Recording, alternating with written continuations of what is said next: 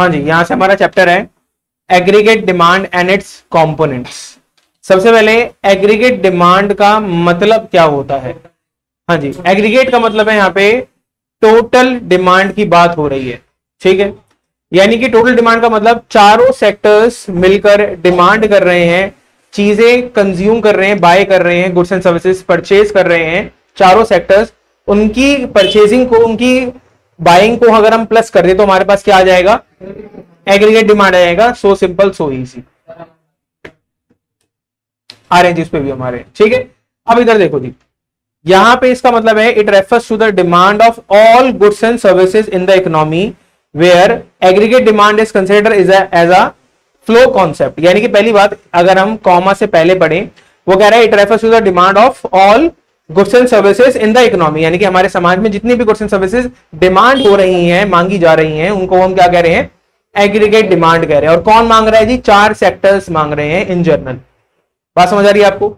अच्छा, वो कह रहा है जो हमारा एग्रीगेट डिमांड है वो क्या है, वो एक फ्लो कॉन्सेप्ट है। ऐसा क्यों? अच्छा, फ्लो कॉन्सेप्ट होता क्या है, यानी कि अगर हमें किसी चीज को मीजर करना है और मीजर करने के लिए हमें पूरा एक टाइम पीरियड रुकना पड़े, over the period of time हमें एक पूरा समय देना पड़े उसको मीजर करने के लिए, तो वो क्या होता है, वो होता है फ्लो कॉन्सेप्ट।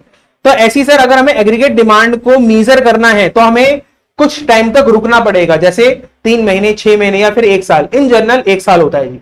तो अगर हमें अपनी इकोनॉमी की एग्रीगेट डिमांड निकालनी है तो हमें 1 साल एटलीस्ट वेट करना पड़ेगा, ठीक है, तभी हमारी क्या कैलकुलेट हो पाएगी, ठीक है जी।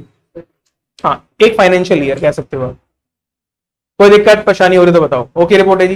तो इसीलिए क्या बन जाता है बेटा, फ्लो कॉन्सेप्ट बन जाता है, ठीक है। आगे बढ़ते हैं। The aggregate demand can be measure by general price level and can be measure by income of the economy, और यानी जीडीपी। यानी कि हम जीडीपी से भी मेजर कर सकते हैं, हम जनरल प्राइस लेवल से भी एग्रीगेट डिमांड को मेजर कर सकते हैं, और जो इनकम हम कमा रहे हैं इकोनॉमी उससे भी मेजर कर सकते हैं। हमारे पास बहुत सारे तरीके हैं, बता रहा हूं जी। जनरल प्राइस लेवल का मतलब होता है एक ऐसा प्राइस जो आमतौर पर हमारे समाज में चलता रहता है। जनरल प्राइस लेवल किसी भी कमोडिटी का हो सकता है जी, किसी भी कमोडिटी। आगे देखो जी, बहुत सारी है जी, बहुत सारी कमोडिटीज है। अगर आप किसी का भी देखो, बहुत सारी कमोडिटीज आपको ऐसी दिखेंगी, प्राइस आसपास ही रहेगा। अच्छा, इधर देखो जी, आगे बातें नहीं प्लीज। यहां पे लिखा है aggregate demand is a sum total of consumption plus investment, यानी कि AD equal to C plus I, ठीक है जी। अच्छा, आगे देखेंगे where investment is constant, where investment is, यानी कि इन्वेस्टमेंट चेंज नहीं हो रही है, इकोनॉमी में इन्वेस्टमेंट चेंज नहीं हो रही है, ये हमने अज्यूम करा है, ठीक है जी। अच्छा, ऐसा क्यों है सर, यानी कि इसका मतलब है सर बिजनेस ने जो पैसा लगा दिया वो लगा दिया, अब वो बार बार पैसा नहीं लगाएगा, बार बार पैसा नहीं लगाएगा। समझ आ रही बात मेरे को? आप, मैं समझा पा रहा हूं आपको ना? हाँ ठीक है। अब ऐसा क्यों सर, क्या एक बिजनेस बार बार पैसा नहीं लगा सकता अपने बिजनेस में? हाँ जी, तो फिर यहां पे हमने इन्वेस्टमेंट को कांस्टेंट कैसे मान लिया, बता सकते हो? इन्वेस्टमेंट को हमने कांस्टेंट क्यों माना कि सर इन्वेस्टमेंट कांस्टेंट ही रहेगी?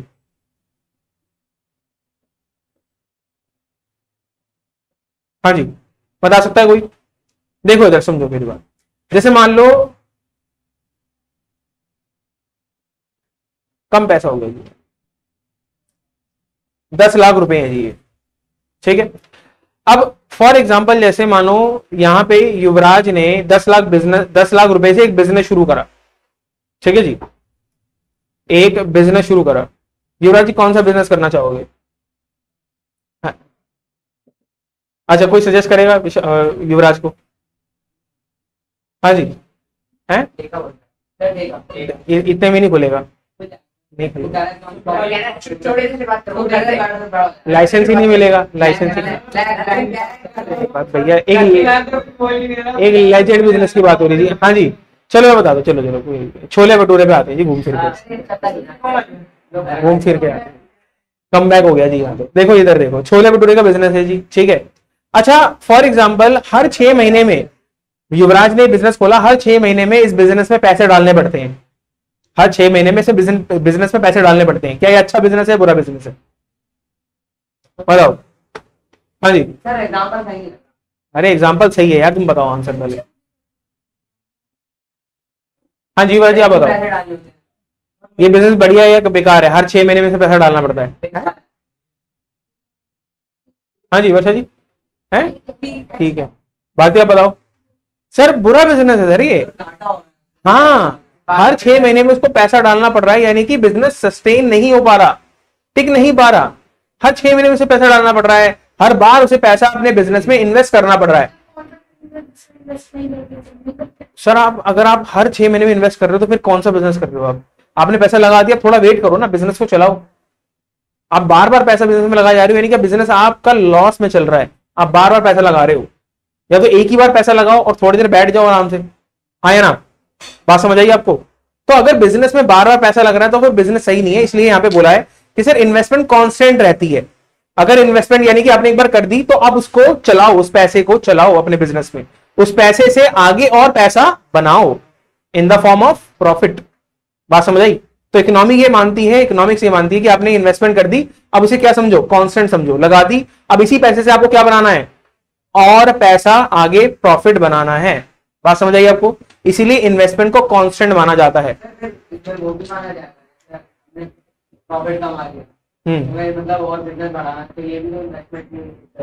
नहीं, आप प्रॉफिट कमाओ या प्रॉफिट को विड्रॉ कर लो या एज इट इज बिजनेस में रहते हो, लेकिन आपका कैपिटल तो सेम ही रहेगी ना, जो आपने पैसा लगाया तो अभी तो सेम ही है। बड़ा करना है।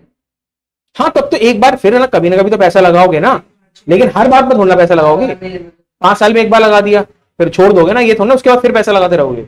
इधर देखो जी अब, अच्छा अब बात आ रही sir in open economy. Open economy में क्या होता है, aggregate demand is some total of consumption, investment, government expenditure plus export और माइनस इंपोर्ट। ये सारे 4 सेक्टर्स ओपन इकोनॉमी में क्या हो जाते हैं, इंक्लूड हो जाते हैं।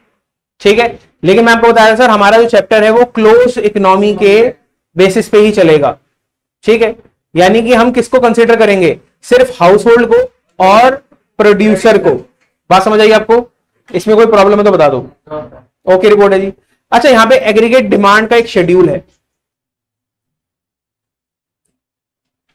देखो जी। एग्रीगेट डिमांड यहां पे पहला हमारा कॉलम है इनकम, इसको मैं बोलता हूं जी वाई। ठीक है जी, इसको हम क्या बोलेंगे, वाई। ये हमारा क्या है जी, एग्रीगेट डिमांड, और ये कैसे निकला है, कंजम्पशन और इन्वेस्टमेंट को प्लस करके निकला है। जैसे अगर मैं यहां पे लिख दूं फॉर एग्जांपल, हमारी जो इन्वेस्टमेंट है वो क्या होगी, 10 होगी। ठीक है जी, तो मुझे बता सकते हो आप कि अगर मैं एक कॉलम बनाऊं यहां पे कंजम्पशन का, तो कंजम्पशन कितनी होगी? हाँ जी, हाँ जी, बिल्कुल सही जी, ये होगी 20। नहीं आई बात समझ, रिया आ गई समझ बात? आ गई। अगली 38, आगे 58, आगे 70। समझ आई बात आपको? तो ये हमारी क्या है, क्या क्या समझ नहीं पाए, क्या यहां तक कोई प्रॉब्लम तो बता दो। ठीक है, अच्छा इधर देखो, यहां पे अगर आप देखो सर इनकम 0 है और कंजम्पशन कितनी है, ऐसा हो सकता है? वैसे हो सकता है? पहले बताओ क्यों ऐसा हो सकता है, क्यों क्यों हो रहा है ऐसा?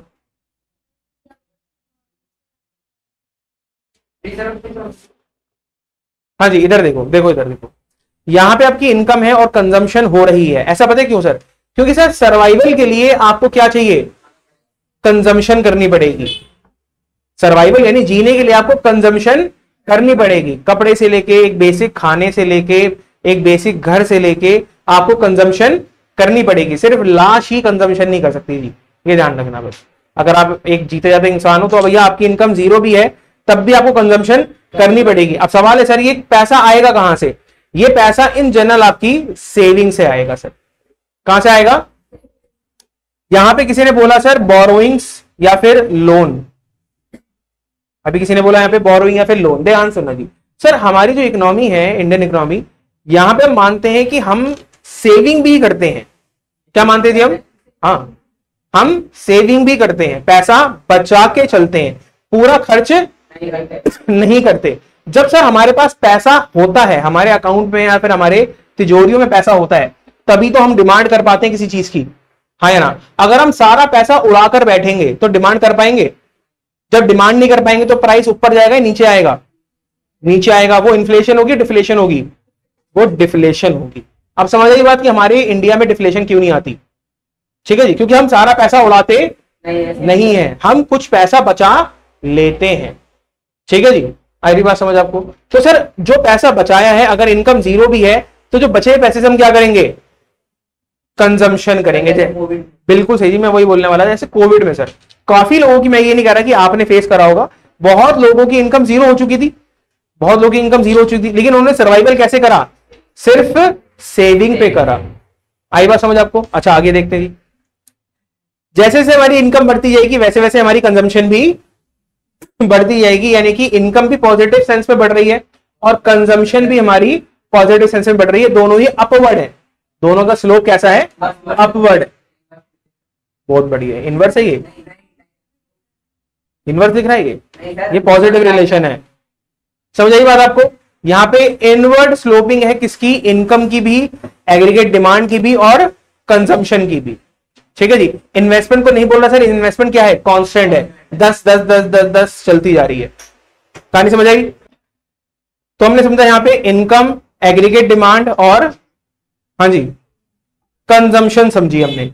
अच्छा यहां पे मैं ग्राफ बनाऊंगा इनकम का और एग्रीगेट डिमांड का। इधर देखो जी, अब अगर आप चाहो तो मैं कंजम्पशन का भी बना दूंगा और इन्वेस्टमेंट का भी बना दूंगा, लेकिन वैसे आप कंफ्यूज ना हो जाओ, ये ध्यान रखना बस। क्या हो गया? इधर देखो जी, इधर देखो, ग्राफ बना रहा हूं जी मैं आपके लिए।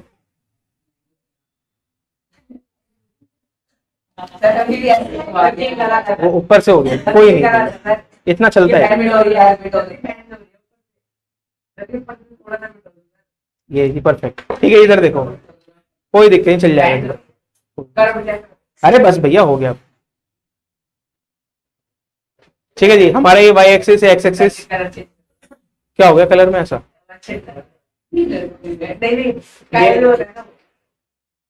एग्रीगेट डिमांड है जी, यहाँ पे हमारी क्या आएगी? इनकम आएगी जी। ठीक है, सबसे पहले हम बनाएंगे यहाँ पे इनकम वाला कर्व। क्या हुआ? अच्छा लाइन वैसे भी यहाँ नहीं आने वाला तुम लोगों को। क्या अब क्या चाहिए तुम्हें? सेकंड लास्ट कौन सा भी? ये बस ये कर लेते हैं हम, पहले बैठ गए ना। कलर चूज, ये देखो दिख ही नहीं रहा है बिल्कुल भी। चलो ठीक है, इधर ये हमारा कौन सा कर्व है जी? इनकम का, वाई का। इसका जो एंगल होगा बेटा वो ध्यान रखना 45 डिग्री का होगा। ठीक है जी, कोई दिक्कत? ये कलर आपको दिख रहा है, मुझे लैपटॉप में नहीं दिख रहा है, सही बताओ है? लाइट है ना थोड़ा सा, ये बढ़िया है। इधर देख, ये कितना बढ़िया है, कितना बढ़िया कलर। चटक नहीं, ड्रॉ करते हुए चटक कलर अच्छे लगते हैं जी। इधर देखो जी, ये हमारा क्या है? एग्रीगेट डिमांड है। ठीक है जी, एग्रीगेट डिमांड शुरू कहां से हो रही है हमारी? 30 से हो रही है, तो यहाँ पे हम 30 वाला पॉइंट लिख देंगे, कोई दिक्कत यहाँ पे? और देखो यहाँ पे ये हमारा क्या है? 80 है हमारा, बिल्कुल सही जी। That is a point of, इसको मैं ई नाम दे देता हूं, और ये क्या है हमारा? Point of equilibrium. ठीक है जी, नहीं जी नहीं, चल जाएगा ये।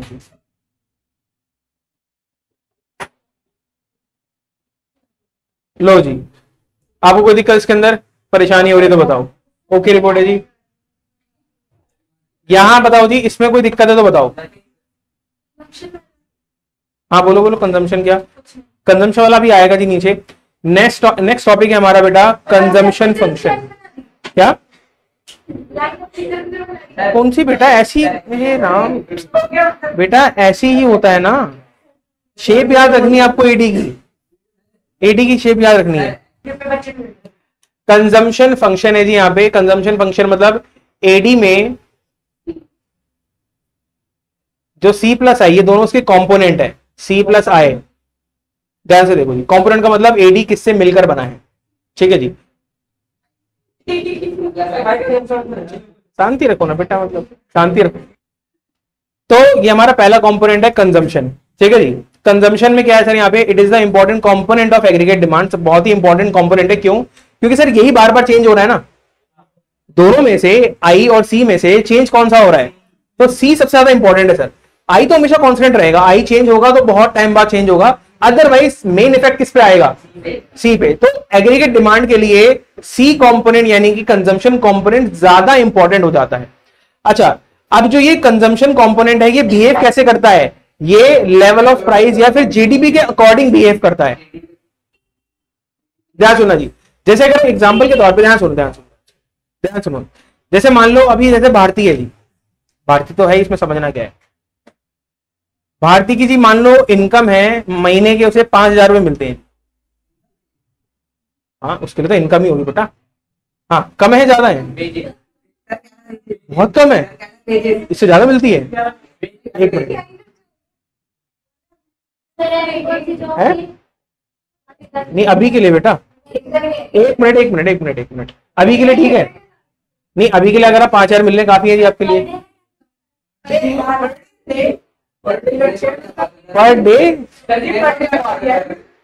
पर डे इधर देखो जिन्ना लायक, ध्यान सुनो जी। 5,000 रुपए भारती को भी घर से मिल रहे हैं जी। बात ही नहीं बेटा, ध्यान सुन लो, कॉन्सेप्ट चल रहा है। भारती को घर से कितनी पॉकेट मनी मिल रही है जी? 5,000 रुपए। और मैं क्लियर कर देता हूँ जी, ये मंथली है जी, पर मंथ है जी। अच्छा, भारती ने जैसे अपनी सच्चाई बोल दी कि सर इसमें खर्चा तो नहीं चलने वाला, मेरा खर्चा तो नहीं चलने वाला जी, ठीक है जी। अब भारती को जी ऐशो आराम मुंह लग चुका है, ठीक है, उसको चाहिए यहाँ पे जॉब या बिजनेस।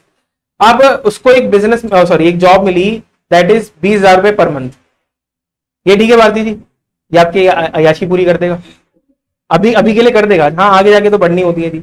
अब देखो ना सर, जो खर्चा भारती पहले मन मार के 5,000 में कर लेती थी, क्या वो ही खर्चा वो 20,000 में कर लेगी? आपको लग रहा है 15,000 रुपए बचा लेगी वो? लग रहा है आपको निशिका? है जी? हाँ जी? नहीं सर, अब सब कुछ यहाँ पे खत्म होगा जी, अब सब कुछ यहाँ पे उड़ेगा, ठीक है जी। अच्छा, अब जो खर्चा 20,000 में हो रहा था, कल को अगर सैलरी 50,000 हो गई तो सर भारती का रोना सेम रहेगा तब भी कि पैसा अभी भी नहीं बच रहा है। बात समझ आ रही है आपको? नहीं आ रही बात समझ? भारती एक्टिवा से बीएमडब्ल्यू में आ चुकी है, लेकिन रोना खत्म नहीं हो रहा भाई साहब। 50,000 में बीएमडब्ल्यू नहीं आएगी। मैं एग्जांपल दे रहा हूँ, मैं आपको एग्जांपल देना चाहता कि सर जैसे जैसे आपकी इनकम बढ़ेगी आपके खर्चे भी उस हिसाब से बढ़ते ही रहेंगे। तो यानी कि आपका बिहेवियर किस पे डिपेंडेंट है? कंजम्पशन का बिहेवियर किस पे डिपेंडेंट है? इनकम पे डिपेंडेंट है। सर इसलिए ऐसा होता है बेटा, क्योंकि जो हमारे कंजम्पशन है ना, क्या सुना, जो हमारी कंजम्पशन है वो हम इनकम को देखकर करते हैं। जो हमारी कंजम्पशन है, मैं बता रहा हूं, देखो मैं आपको बताता हूं, मैं आपको छोटा एग्जांपल दे रहा हूं। जैसे मान लो मिस्टर एक्स है, सॉरी देखो मिस्टर एक्स है, इसकी तनख्वाह मान लो 10,000 रुपए है, ठीक है। एक है जी मिस्टर वाई, इसकी तनख्वाह है जी मान लो 30,000 रुपए, और ये दोनों दोस्त हैं जी, ठीक है जी। दोनों क्या है यहाँ पे? Okay report. अच्छा, ये दोनों ट्रिप पे गए जी। ट्रिप पे कहां गए जी? मान लो अपना, मान लो जी केदारनाथ गए जी। चंडीगढ़? चंडीगढ़ नहीं गए जी, बेकार जगह है जी। चलो जी, नहीं बढ़िया जगह है जी चंडीगढ़, अच्छी बात। इधर देखो जी, केदारनाथ गए जी, यहाँ पे जाकर केदारनाथ गए दोनों। अच्छा, इन्होंने रूम देखा, ठीक है जी। एक रूम है जी 5,000 रुपए पर डे का। कितना है जी? 5,000। सर एक्स को दिक्कत हो रही है और भाई कह रहा है ओके है, कोई दिक्कत नहीं है जी। बात समझ आ रही है आपको? बात समझ आ रही है आपको? सर अगर आप थोड़ा समझो, मिस्टर भाई यहां एग्री क्यों हो गया? उसको प्रॉब्लम ही नहीं है, वो कह रहा है जी कोई दिक्कत नहीं, 5,000 यहाँ पे मुझे कोई प्रॉब्लम नहीं है। लेकिन वहीं पे मिस्टर एक्स है, वो कह रहा है जी आधी सैलरी दिख रही है मुझे इसके अंदर, अपनी महीने की आधी सैलरी जा रही है सिर्फ किसमें? एक दिन के रूम के किराए पे, रेंट पे। बात समझ आ रही है? मैं समझाने का चाह रहा हूँ। नहीं, मैं आपको एक बता रहा हूँ, एक ही रूम में मान लो, एक में एक ही रुकना है ना, एग्जाम्पल के तौर पे एक रूम में एक ही बंदा रुकना है, तो उसको दिक्कत क्या हो रही है सर कि भैया उसकी इनकम कम है, उस हिसाब से वो खर्चे नहीं कर पा रहा। लेकिन सर वहीं पे देखो आप कि उसकी इनकम 30,000 रुपए, उसको 5,000 देने से कोई मतलब नहीं है।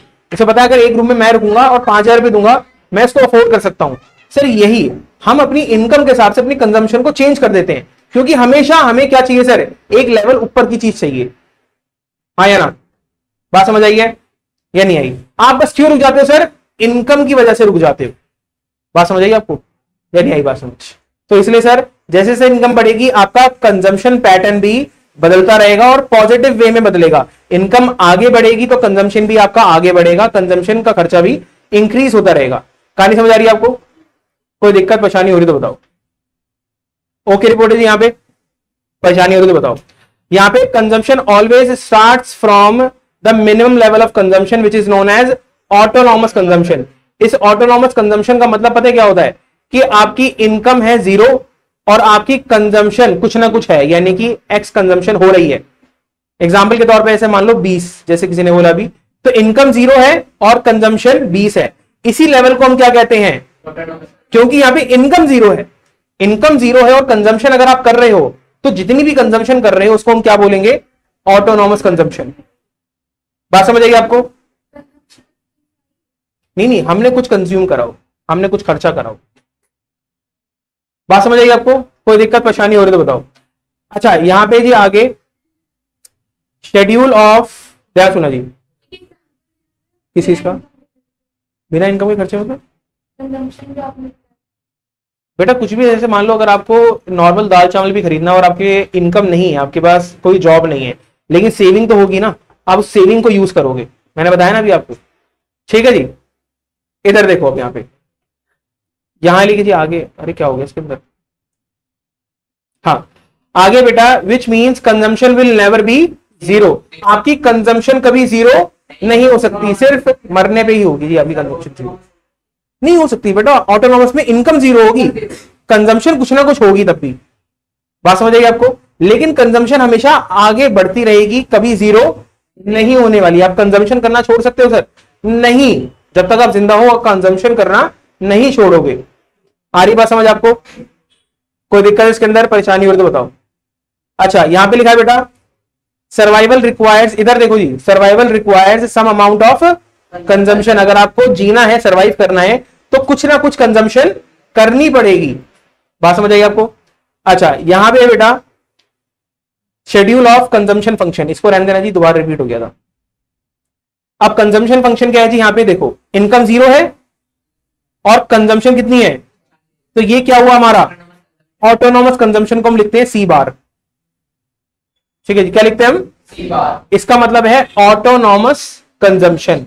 बात समझ आई आपको? कोई दिक्कत परेशानी हो रही तो बताओ। अच्छा कंजम्पशन फंक्शन का एक फॉर्मूला है जी छोटा सा, इधर देखो जी, सी बार प्लस बी वाई। ठीक है, सी बार प्लस ये बी है जी आपका, स्मॉल बी है। यहां पे मैं आपको बताया हूं सी का मतलब क्या है? Consumption function. सी बार का मतलब क्या है यहां पे? Autonomous consumption. जो स्मॉल बी है इसका मतलब है एमपीसी। एमपीसी इसका मतलब है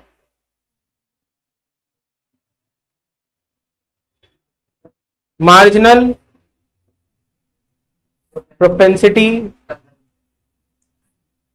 टू कंज्यूम।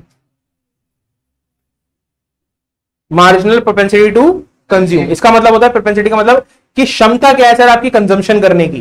क्षमता का मतलब ऐसे क्या हुआ इसको, जैसे एग्जांपल के तौर पे इधर देखो, जैसे मैं बोलूं यहां पे 0.20, क्या बोला जी मैंने? 20। इसका मतलब पता है क्या है? 0.20 में यानी कि 20 पैसा। 20 पैसा का मतलब अगर मैं आपको और समझाऊं, दैट इज 20%। अगर आप 100 रुपए कमाते हो तो 20 रुपए क्या कर देते हो? ये आपकी क्षमता है। बात समझ आएगी आपको? ये क्या आपकी क्षमता है। कोई दिक्कत परेशानी हो रही तो बताओ। ठीक है जी। और यहां पे वाई क्या है बेटा? इनकम। समझ आ रही थी बात यहां पे? तो यहां पे दोबारा देख लो, सी मतलब कंजम्पशन फंक्शन, नहीं कंजम्पशन फंक्शन, सी मतलब कंजम्पशन फंक्शन, सी बार मतलब ऑटोनॉमस कंजम्पशन, बी मतलब यहां पे एमपीसी। एमपीसी का मतलब है मार्जिनल प्रोपेंसिटी टू कंज्यूम, यानी कि कंज्यूम करने की क्षमता। और वाई का मतलब यहां पे क्या है? इनकम। आ रही बात समझ? इधर देखो जी, यहां पे हमारा क्या दे रखा है बेटा? एक कंजम्पशन फंक्शन दे रखा है। अगर इसकी मैं ग्राफ बनाने की बात करूं, ग्राफ बन जाएगा? हाँ बन जाएगा जी।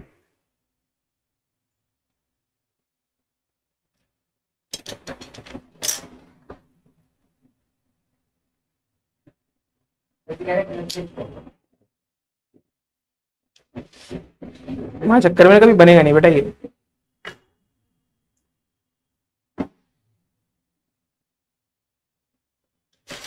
लो जी, ये आपका एक्स एक्सिस, ये वाई एक्सिस, ये क्या होगा जी आपका कंजम्पशन,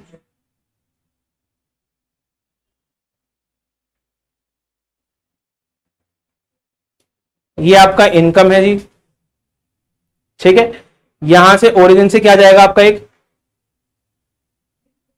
यहां से ओरिजिन से जाएगी इनकम, इसका एंगल क्या होगा बेटा 45 डिग्री, दैट इज वाई, ठीक है जी, कोई दिक्कत इसके अंदर। नेक्स्ट क्या बनेगा जी हमारा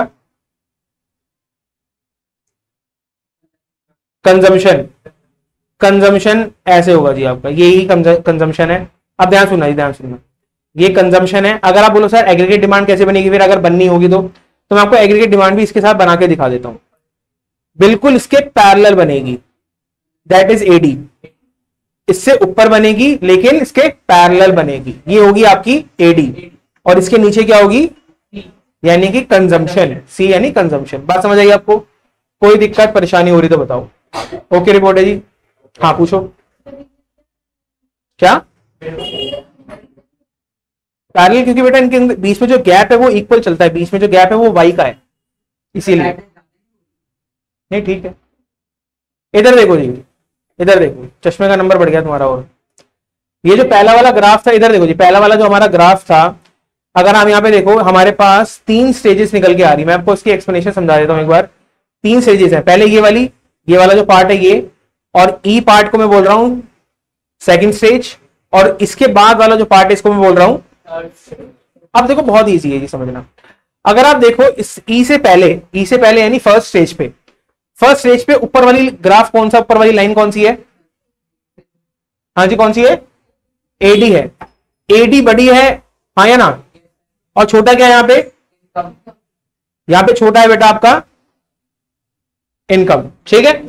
मुझे बताओ आपकी इनकम कम है और खर्चे ज्यादा हैं, तो आप पैसा बचा पाओगे, नहीं, पैसा बचा पाओगे नहीं, उल्टा आपकी जो सेविंग है वो किस में चली जाएगी, नेगेटिव में, माइनस में। तो यानी कि पहली स्टेज में हो क्या रहा है सर, पहली स्टेज में aggregate demand is more than income, मैंने बताया कि एग्रीगेट डिमांड ज्यादा है और वाई जो है यानी इनकम है हमारी कम है, जिसकी वजह से हमारी इनकम क्या हो रही है, सॉरी सेविंग क्या हो रही है, हाँ जी। तो कैसे लिखोगे इसको, रिड्यूस,